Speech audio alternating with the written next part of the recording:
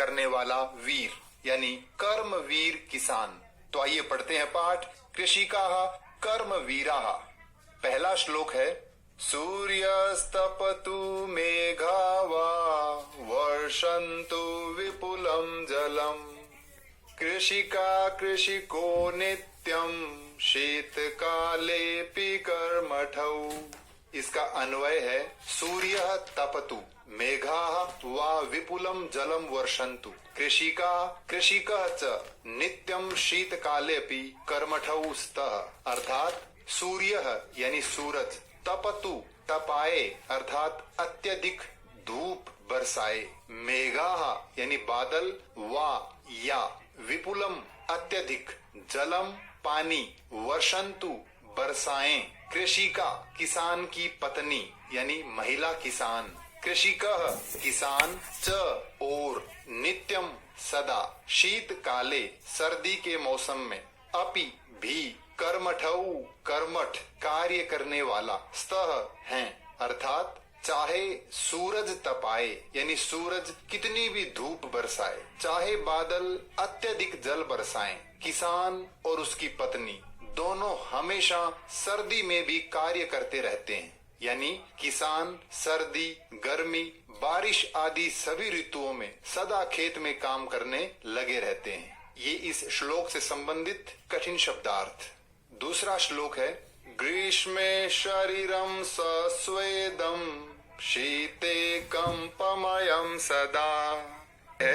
ग्रीष्मे तयोः शरीरम सनी गर्मी के मौसम में तयोः उन दोनों का किनका किसान और उसकी पत्नी का शरीरम यानी शरीर सस्वेदम पसीने से युक्त शीते सर्दी के मौसम में च यानी और कंपमयम कंपन युक्त यानी कांपता हुआ भवती होता है तौ वे दोनों कौन किसान और उसकी पत्नी तू तो हलेन हल से कुदालेन कुदाल से अर्थात फावड़े से च और सदा हमेशा क्षेत्राणि खेत कर्षतः जोतते रहते हैं। इसका हिंदी अर्थ है गर्मी में उनका यानी किसान दंपति का अर्थात किसान पति पत्नी का शरीर पसीने से युक्त यानी पसीने में लथपथ रहता है और सर्दी में ठंड से कांपता रहता है, फिर भी वे दोनों हल और कुदाल से सदा खेतों को जोतते रहते हैं। अर्थात किसान कठिन से कठिन स्थिति में भी अपने खेत में काम करता रहता है। ये इस श्लोक से संबंधित कठिन शब्दार्थ। तीसरा श्लोक है पादयोर्न पदत्राणे शरीरे वसनानि नो निर्धनम जीवनम कष्टम सुखम दूरे हि तिष्ठति। इसका अन्वय है पादयोः पदत्राणे न शरीरे वसनानि न सन्ति निर्धनम कष्टम जीवनम हि सुखम तु दूरे तिष्ठति। अर्थात पादयोः पैरों में पदत्राणे जूते न नहीं है शरीरे शरीर पर वसनानि कपड़े न नहीं संति हैं निर्धनम निर्धन गरीब कष्टम कष्टमयम कष्ट युक्त जीवनम जीवन है ही निश्चित रूप से सुखम सुख तू तो दूरे दूर ही तिष्ठति रहता है। इसका हिंदी अर्थ है पैरों में जूते नहीं है शरीर पर कपड़े नहीं है किसान का जीवन बहुत निर्धन और कष्टमय है सुख तो उनसे दूर ही रहता है। ये इस श्लोक से संबंधित कठिन शब्दार्थ। अगला श्लोक है गृहं जीर्णं न वर्षासु वृष्टिं वारयितुं क्षमं तथापि कर्म वीरत्वं कृषिकाणां न नश्यति।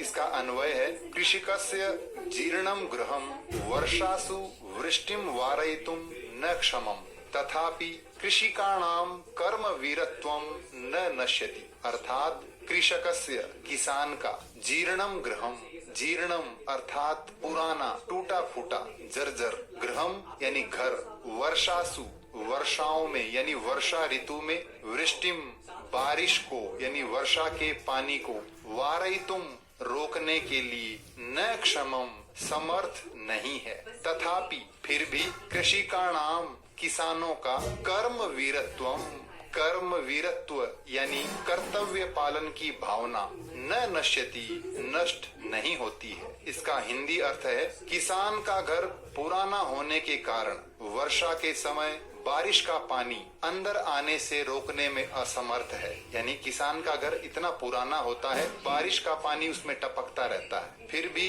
किसानों की कर्म निष्ठा नष्ट नहीं होती, अर्थात वे अपने काम में लगे ही रहते हैं। वास्तव में सही कहा है, किसान कर्मवीर होता है। ये इस श्लोक से संबंधित कठिन शब्दार्थ। अगला श्लोक है तयोः श्रमेण क्षेत्राणि सस्य पूर्णानि सर्वदा धरित्री सरसा जाता या शुष्का कंटकावृता।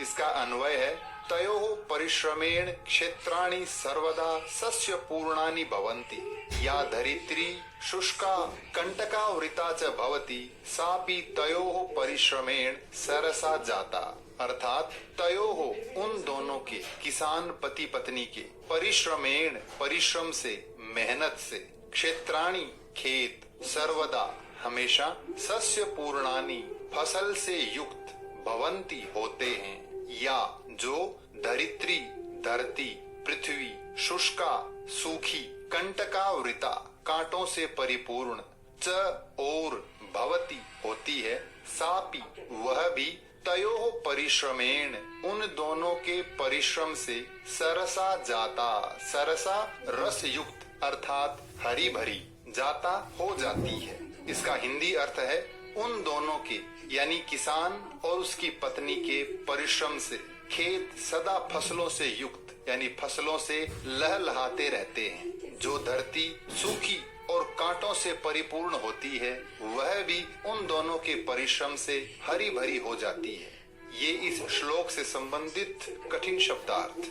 अगला श्लोक है शाकम् अन्नं फलं दुग्धं दत्त्वा सर्वेभ्य एव तौ क्षुधा तृषाकुलौ नित्यं विचित्रौ जनपालकौ। इसका अन्वय है तौ सर्वेभ्य एव शाकम् अन्नं फलं दुग्धं च दत्त्वा नित्यं क्षुधा तृषाकुलौ स्तः तौ विचित्रौ जनपालकौ स्तः।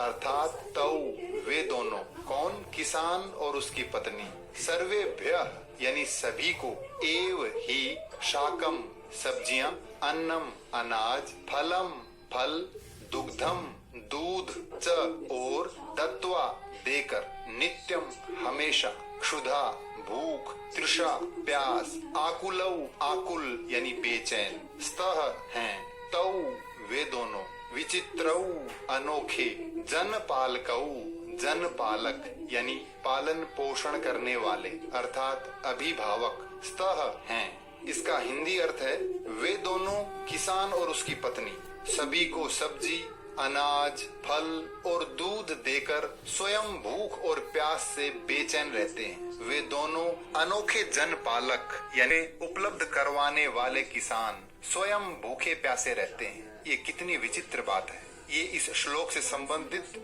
कठिन शब्दार्थ। तीसरा प्रश्न है उपयुक्त कथनानाम समक्षम आम अनुपयुक्त कथनानाम समक्षम न इति लिखत। यानी सही कथनों के सामने आम अर्थात हाँ और गलत कथनों के सामने न यानी नहीं ऐसा लिखिए।